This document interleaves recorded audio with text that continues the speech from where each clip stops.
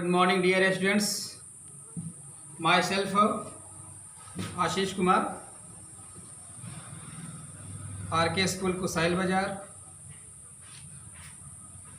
Today, I will teach you about parts of speech. Before it, I have taught you some definitions as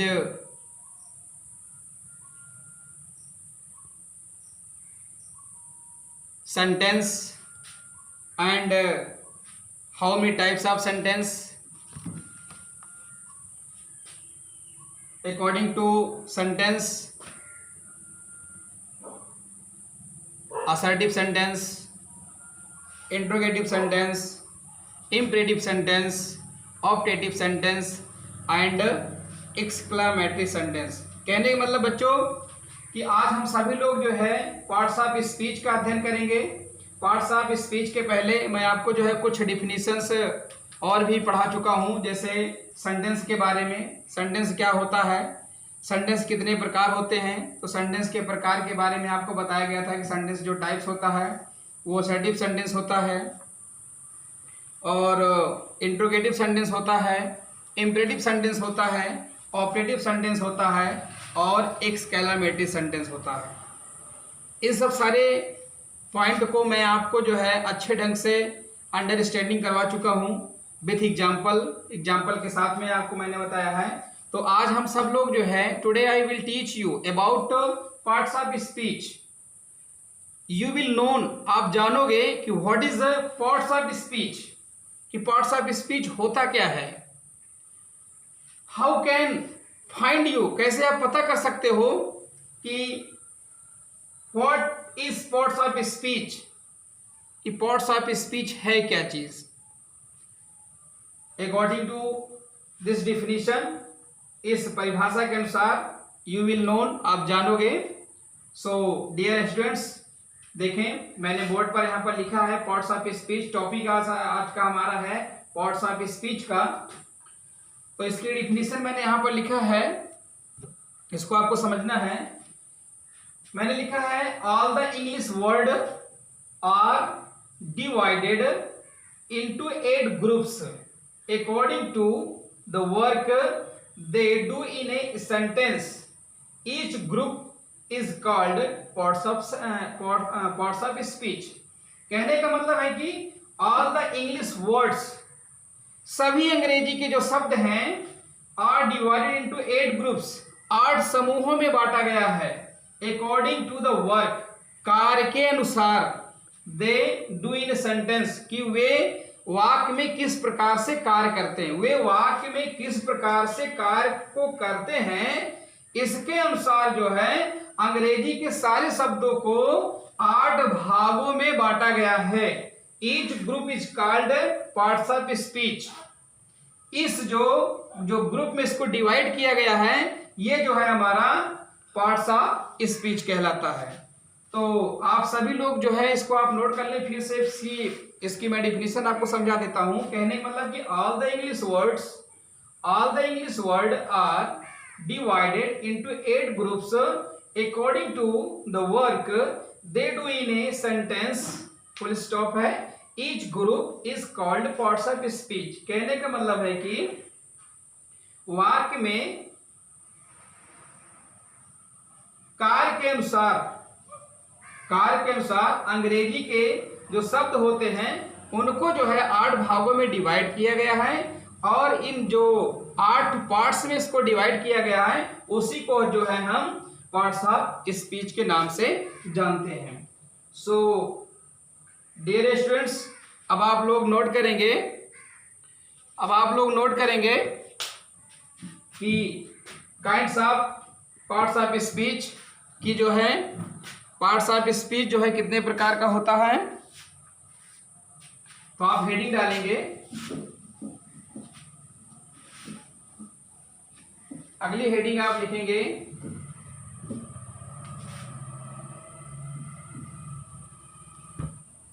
अगली heading आप लोग जो है लिखेंगे इसमें kinds of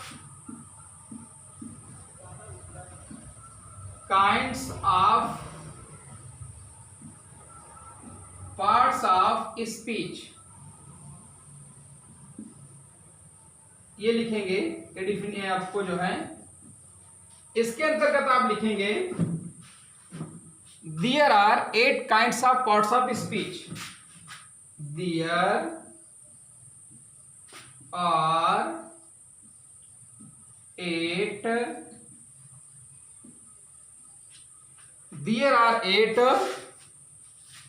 kinds of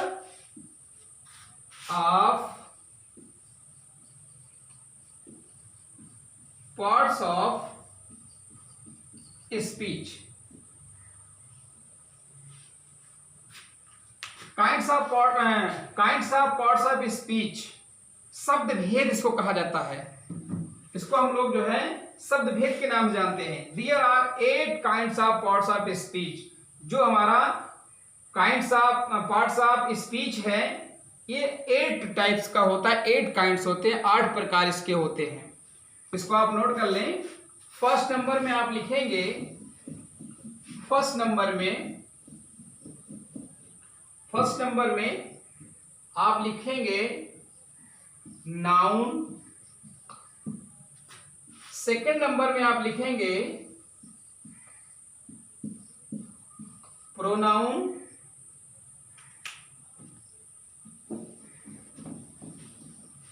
third number में आप लिखेंगे एडजेक्टिव,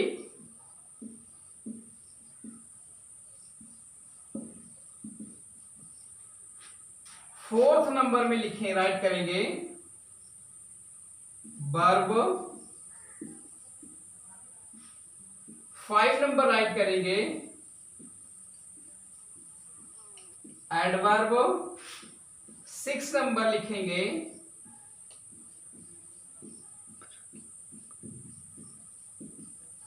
प्रीपोजिशन, 7 नंबर आप लिखेंगे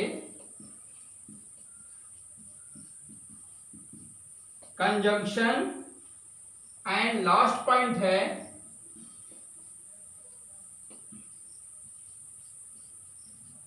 interjection. So my dear students, there are 8 kinds of parts of speech.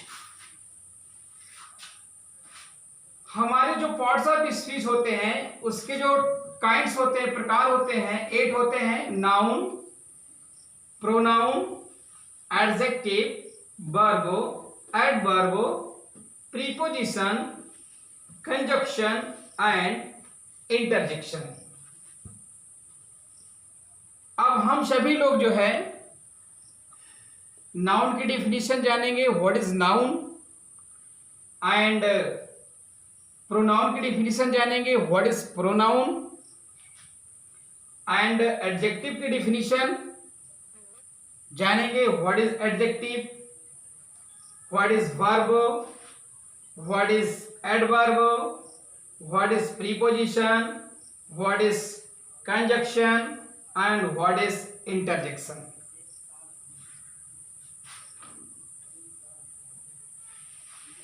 So my dear students, अब हम सभी लोग जो है अगली जो डिफिनीशन है उसको राइट करेंगे।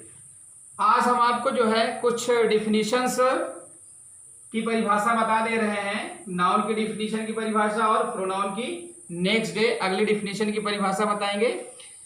आपको उतना ही डिफिनीशन बताया जाएगा जितना कि आप जो है अंडरस्टैंडिंग कर सकें और उसको आप अच्छे तरीके से लर्न कर सकें।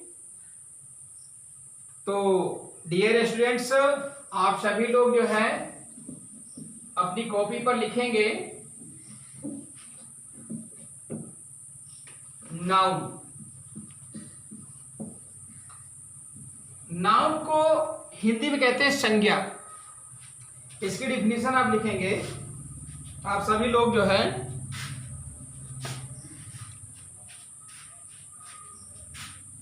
ए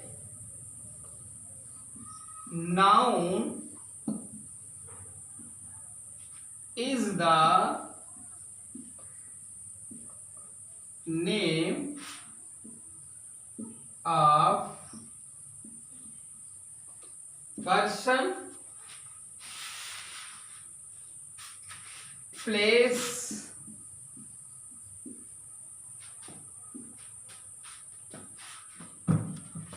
पर्सन, प्लेस, एनिमल,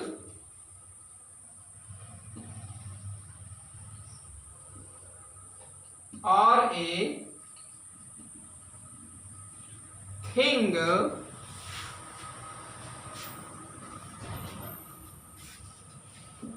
कहने का मतलब है a noun is the name of person, place, animal और thing.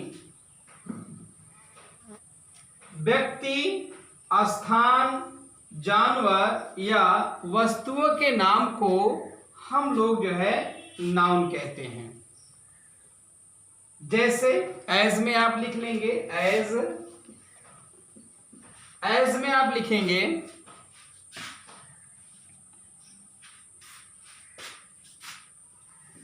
Boy,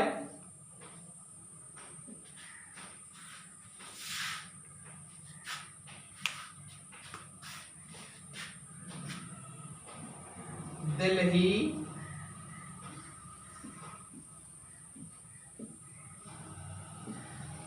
lion, table, etc। ऐसे ही इसके अंतर्गत जो भी आते हैं person, place, animal and thing के नाम को जो है नाउन कहा जाता है। इसको आप लोग जो है राइट कर लें। अभी इसके पार्ट भी होते हैं, नाउन के पार्ट कितने होते हैं उसको हम आपको जो है अलग से बताएंगे। अगली जो डिफिनीशन हम लोग जो है राइट करेंगे उसको लिखेंगे आप जो है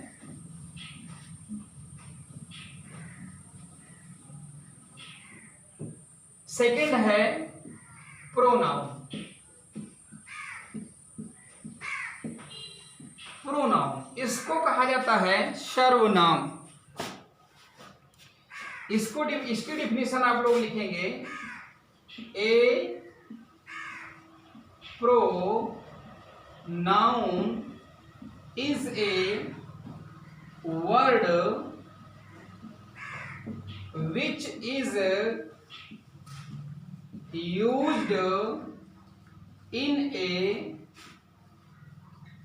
place of noun। कहने का मतलब